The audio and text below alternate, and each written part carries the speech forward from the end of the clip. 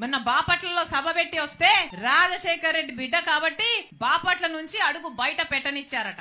ఒక్క నిమిషానికి నేను రాజశేఖర్ రెడ్డి బిడ్డను కాదనుకుందాం. రండి, ఎంతమంది వస్తారో రండి, ఏం చేస్తారో చేయండి, మీ దమ్మేంటో చూపించండి. సిగ్గుండాలి కదా రాజశేఖర్ రెడ్డి గారి పేరు పెట్టుకుని రాజశేఖర్ రెడ్డి గారి ఆశయాల కోసమని నిలబడ్డామని చెప్పుకుంటూ ఇంత దయనీయంగా, ఇంత దరిద్రంగా ఆడ మగ తేడా లేదు, ఉచ్చం నీచమని తేడా లేదు. 5 సంవత్సరాలలో అన్ని మాటలు తప్పారు, ఘోరంగా పరిపాలన చేశారు. రాజశేఖర్ రెడ్డి గారి సంక్షేమ పాలనకు, జగనన్న పాలనకు, నక్కకు నాగలోకానికి ఉన్నంత తేడా ఉంది. ప్రతి మాట తప్పారు.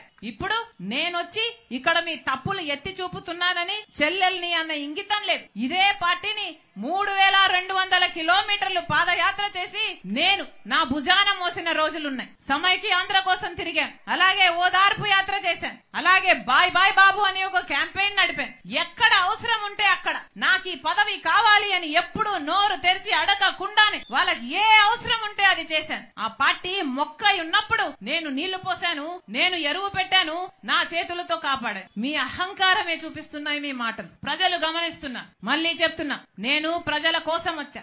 ఆంధ్ర రాష్ట్ర ప్రజల హక్కుల కోసం ఇక్కడ అడుగు పెట్టా. మీకు చేతనైతే ప్రత్యేక హోదా తెండి, మీకు చేతనైతే పోలవరం తెండి, మీకు చేతనైతే రాజధాని తెండి. ఇవేవి చేత కాలేదు గాని ఆడబిడ్డను పట్టుకొని నన్ను, నా కుటుంబాన్ని, నా వాళ్లను, నా మనుషుల్ని, ఆడపడుచులని చూడకుండా, సొంత చెల్లెళ్ళన్న ఇంగితం కూడా లేకుండా సోషల్ మీడియాలో మమ్మల్ని అవమానిస్తారా? ప్రజలు చూడ్డం లేదా? మీరు చూడ్డం లేదా? మీ ఇంట్లో లేరా అక్క చెల్లెళ్ళు? మీ ఇంట్లో లేరా అమ్మలు? మళ్లీ చెప్తున్నా, ఇలాంటి నియంతలు మళ్లీ అధికారం లేకొస్తే ప్రజాస్వామ్యం అన్నది బతకదు. నేను రాజశేఖర్ రెడ్డి బిడ్డను. రాజశేఖర్ రెడ్డి రక్తం నాలో ప్రవహిస్తుంది. పులి కడుపున పులే పుడుతుంది. నా గుండెలో నిజాయితీ ఉంది.